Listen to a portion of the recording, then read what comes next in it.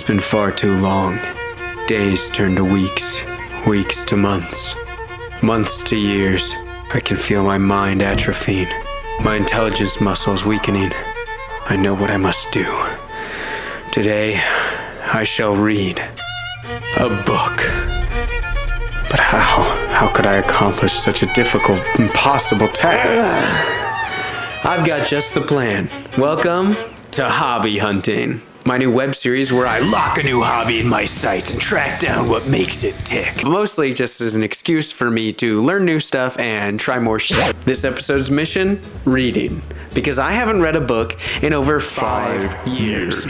That might sound a little pathetic, because it is. And maybe it's a bit of an exaggeration, but you know what's not? The sense of childlike wonder that I've lost over the years. They weren't just words on paper or letters on a page. They drifted into my mind, painting a beautiful, picturesque scene of a world filled with adventure, love, mischief, chaos, excitement. Well, that's gone now. They've turned back into just ink on a page. In an effort to reignite my passion, I'm going to finish a book in the span of a month. That, and along with another myriad of side quests.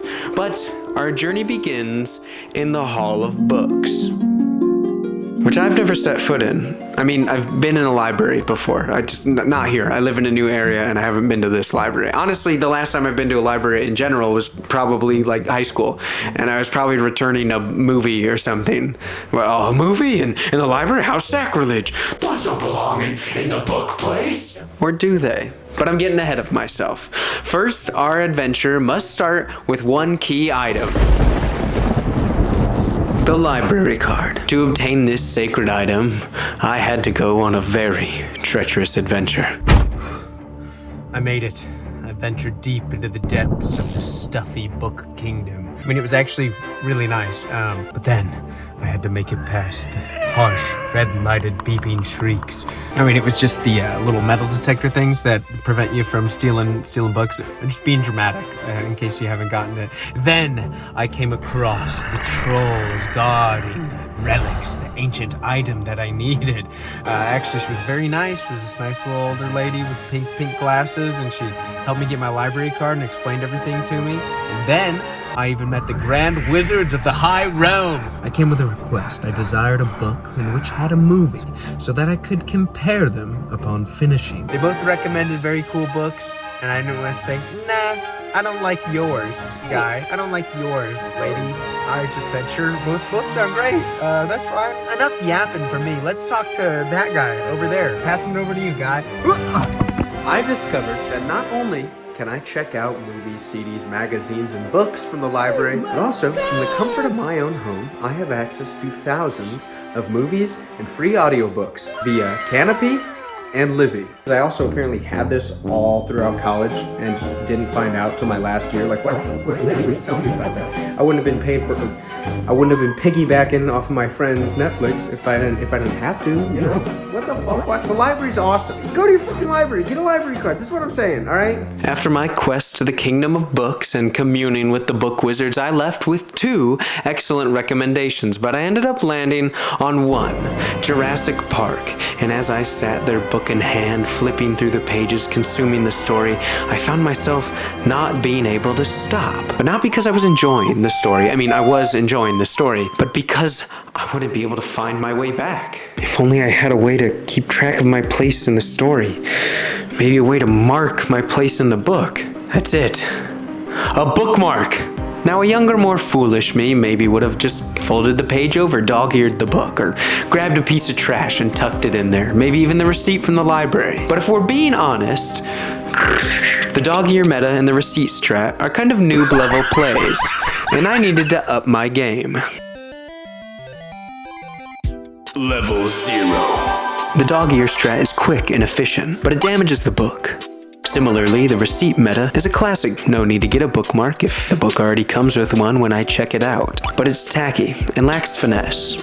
Similarly, the random piece of trash or something within your reach might be convenient as well. But again, you could use more pizzazz. Level 1, Noob Novelist. Cash is king, even when it comes to books. Now somebody might compare this to the receipt or the random piece of garbage, but that's exactly the flex going on here. This dollar means nothing to me. I use it to mark my place in my book. Perhaps even a 5, maybe a 10. Definitely never a 20. The very viable strat is the free library bookmark. It originates from the same place your book did, keeping with the theme, but it lacks heart. Level 2, Beginner Bookworm. One step up is the free bookmark from the library that you can color in. This adds that creative factor, a little bit of heart and soul poured into it, but it drops down on the maturity rating, as they're usually kiddie designs. High up on the sexy factor, you've got those slick leather bookmarks. Maybe you got this from Barnes & Noble, bought it on Amazon, maybe an Etsy store. These look nice. Too nice. Level 3. Avid reader. The custom rectangle bookmark has blood, sweat, passion, and love poured into it. You made it yourself. No matter the design, it's better than a default. Crafty little corner bookmarks seem to be all the rage these days, and perhaps they're even embroidered with your custom initials or a little design, but in my research they're a bit more clunky to use than you would imagine, and they're essentially just a fancier version of dog earing. Magnet bookmarks are a sign of a real veteran reader. Not only can you mark your place in the book, but you can mark the exact spot in the book, the exact word, the line, by simply placing your bookmark along the edge of the page. Level 4, Pro Page Turner. But a step up from this is the custom magnet bookmark. Whether you paint, draw, cut, or glue on this thing, it steps it up as you pour it again, a little bit of heart and soul into your creation. A ribbon bookmark drives me up the walls in a good way. Where did you get this? The king's quarters in his castle? Stitched into the spine, this silky ribbon marks your place in the book, and you never have to worry about losing it. I mean, unless you lose the whole book. Level 5, Mastery Story Consumer. Silly-shaped handmade bookmarks are upper tier. They break the basic mold of the quadrilateral rectangle, and perhaps can embrace the shape of an animal, like these silly cows from TikTok, or this dino design that I customized myself. These bookmarks fold up and break out of your book, blossoming with creativity. I created a dino design myself. These elevate your passion into a multi-dimensional realm, though if you drop your book, you're in dire risk of damaging it. So I inevitably ended up just landing among my favorite, the magnet bookmark. But I made my own creative custom design, and the fucking ink keeps smearing. Regardless, I realized I had spent far too much time poring over the aesthetics of these cardboard and fabric contraptions. There was reading to be done.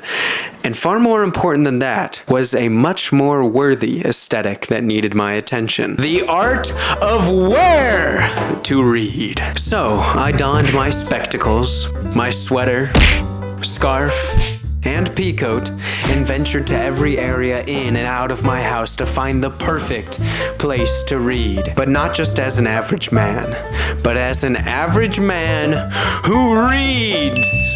Reading at the gym seemed like a no-brainer. I could get my exercise in and get my pages in. But for some reason I felt like there was a better suited outfit for this. Kinda got sweaty in my coat, sweater, and jeans, and I wished I was wearing something more breathable. But then I wouldn't look like a reader. Reading in the parking lot was pretty nice. I could see myself waiting for something, I don't know what, but waiting for something and killing time with a book. Though slightly claustrophobic, I did enjoy the time. Though reading in a parking lot without a car is, I would not recommend it, especially in the winter. My ass was getting cold and it felt like the concrete was sucking out a hemorrhoid. Inside, I tried a classic area, the couch. Kicked my feet up, got to reading. It was nice, but I kept feeling the call of the TV, and soon I had succumbed to it. I figured I'd move further from the TV into the dining room. This was nice as well, though lonely at an empty table, and my stomach started to get lonely too. It wanted a bit of food, perhaps a Pavlovian response to sitting at the dining table. Because my stomach gurgled, I decided to check out the kitchen. Though reading here was nice, I had to stand everywhere, and if I leaned over, it caused a hazard. Figured I'd get a bit of grub, maybe read in the drive-thru line. Though I wouldn't recommend this, as the drive-thru attendant kind of interrupts the flow and I kept losing my spot. I also almost ordered dino nuggets or something.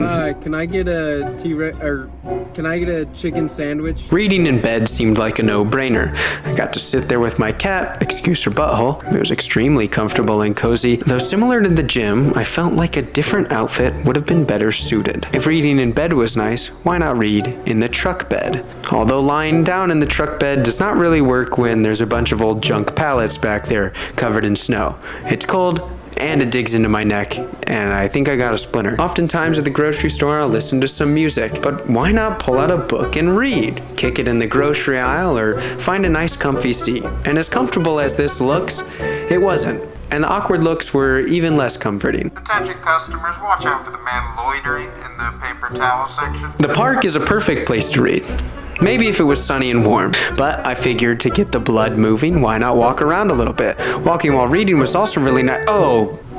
I did not see that one coming. The coffee shop was about the only place I actually felt like I was supposed to be reading. I wanted to try out another place that I shouldn't be reading, like the middle of the road. But I wouldn't recommend sitting down because then the cars can't see you apparently. Before going upstairs, I decided to wait on the stairs. This was very nice. It felt like I was reading in a hallway of knowledge.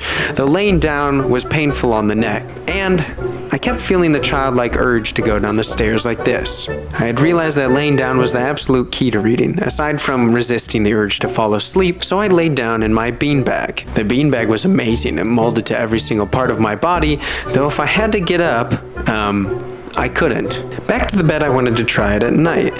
And this, I really liked. I felt like I was getting away with something, staying up late at night, reading. Ooh, there's something cozy about reading under a single candlelight. I mean, this was an LED rechargeable reading light, but you get the idea. In fact, it even made me think about being a kid, reading under the blankets. So I tried this.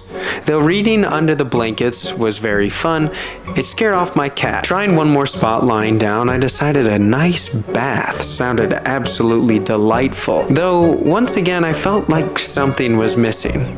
Perhaps it was the hot water, but then I'd get my clothes wet. I had to stop in the hardware store for some salt, so I figured why not hunker down on the grocery cart and read a little bit. This was actually really nice. The hardware store was pretty much empty except for the workers, and this rat poison aisle was oddly cozy until I knocked over a box and had to scamper off before somebody asked me what the fuck I was doing. While getting gas, I figured I'd stop inside the gas station bathroom, take a load off, and read a couple pages. While this was actually rather nice and comfortable at first, and was a nice change of pace from scrolling on my phone, I did get interrupted, and 1 second. that was awkward.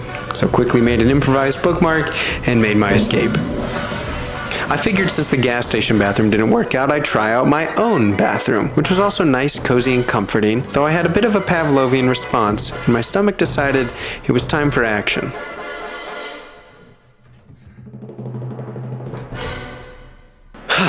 Finally, the book was complete, but my journey was far from it. It was time to watch the movie based on the book that I had just read, and point out everything that was better in the book. Or worse, but usually it's better, but sometimes it's worse. But not just to you, the audience, but to my book club. Alright, thanks for coming to book club, everybody. I assume we watched the movie, read the book, yada yada. Oh, I did not do either of those. I thought we were just going to talk about dinosaurs or something. Well, that's alright. I'm just glad to see you here, man. Sorry. Anyways, I mean, the beginning of the book, wildly different, right? I mean, I personally loved how the book started out, kind of talking about the baby raptors that may have escaped the island. It had a bunch of little horror vignettes that were really building an air of suspense and warning you about how dangerous this island is. They didn't even know that their dinosaurs had escaped. Yeah, but in the movie we get to see the construction accident that the doctor has to take care of in the book. But I'm glad that they both touched on how dangerous the raptors are in the book and the movie. I think it's important because the raptors are kind of the main antagonist, other than like the park itself being the bad guy.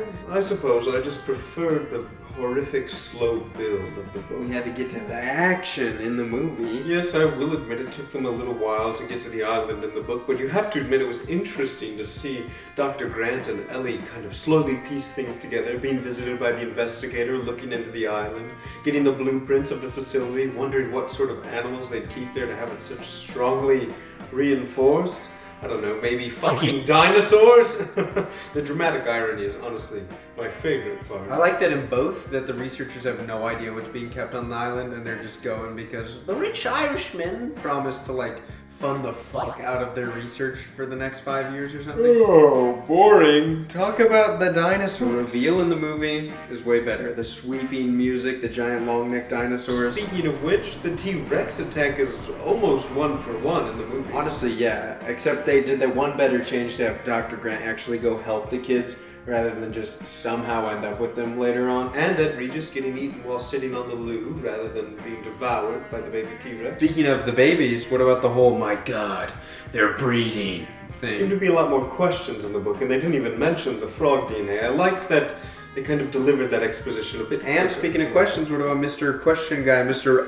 Actually, Ian Malcolm, right? Oh yes, the castitician. Glad they rewrote him. Oh, way better. Jeff Goldblum fucking delivered. And glad they rewrote the children as well. They're just intolerably annoying in the book. I mean, they are being hunted by dinosaurs, but... Well, yes, but it's almost unbelievable to a point that they'd even survive that far, being so loud and crying all the time. They are pretty whiny in the book. I mean, I love the book, but honestly, they just kind of punched up the tension and reordered scenes within the film. The only thing really cut is the T-Rex, the water scene, and the pterodactyls on the river as well. Oh, the pterodactyls are in the sequel, actually. Wait, you watched the sequel, but not the first one? I think you were saying something? The T-Rex ruling the island at the end? I thought that was a way better choice than it passing out in the waterfall. You know, kind of goes with the theme of life finds a way and you can't control nature. Oh, the tension is far stronger in the film, having everybody out and about doing things rather than pages upon pages of computer nonsense. We're glazing over one big factor, though. Hammond? Fuck Dr. Hammond. What Oh, yeah, Dr. Hammond needs to fucking die. He definitely deserves what happens to him in the book and gets off scot-free in the movie. Prioritizing the success of his park over the well-being of the humans around him. In fact, the book had far more death, violence, and blood. Yeah, The guy in the beginning with the excavator accident, the child dying in the night, the kid being attacked on the beach, Deidre dying while trying to escape the island. Ed Regis dies to the baby T-Rex. They take down the T-Rex at the waterfall. Arnold dies in the generator room. The raptors eat one of their own, and then a raptor is later poisoned. And Hammond gets devoured by a bunch of scavengers after trying to flee from the island like a coward and breaking his ankle. The movie's missing the baby, the kid, the raptor cannibalism, the raptor being poisoned, and of course Hammond getting his guts scooped out. It's missing a little bit of blood. I think it kind of makes up for it with the whole clever girl and the toilet scene. Those were fun. Speaking of which... Oh my. Clever girl. All in all, reading was fun. Yeah, I feel like I reignited that childlike wonder that I was searching for. I really enjoyed diving into the book and just consuming a bunch of the story. Even when I found I wasn't able to physically hold the book and flip the pages, I listened to an audiobook on Libby and just to get more of the story. So yeah, I'd say this hobby hunt was a success. And who knows, maybe I'll read another book in 5 years. No, I hope I read one far sooner than that. I don't want my brain to rot and atrophy again. So go outside and read a book, or watch another one of my videos. That'd be cool, you know. And then go read a book. You don't have to go outside. Why'd I say outside? But it is important to go outside. Shut up. Okay. Anyways. Thanks for sticking around, and if you made it this far, recommend the next hobby I should do. Maybe tennis or something. Please don't make me do tennis. I guess I'd be fine with that. But yeah, go in the comments below and just recommend a hobby for me. Anyways, DJ, spin that shit. I don't know what music is playing, but this journey would have been a failure. If it wasn't for my page-turning patrons, my spine would have weakened and the glue come undone and the pages unfurled. That was a fun little book pun that I just thought of just now. Anyways, my patrons are scrolling by on the screen right now, and if you want to become a part of that, you can join at the link in the description or use the YouTube member thing. Either way, I'll get your name up here. But really quick, I want to shout out my little helpers, Bobby Lou, Foxy Grandma, and River Gordon. And I want to give an even bigger shout out to my big helpers, Southern Star Tractors, and Indy Solar. Thank you guys all for your continuous support, and thank you for sticking around and watching the video. Click a video on the screen now. one of these videos up here. And maybe if you're watching this in the future, you can watch the next episode in my hobby hunting web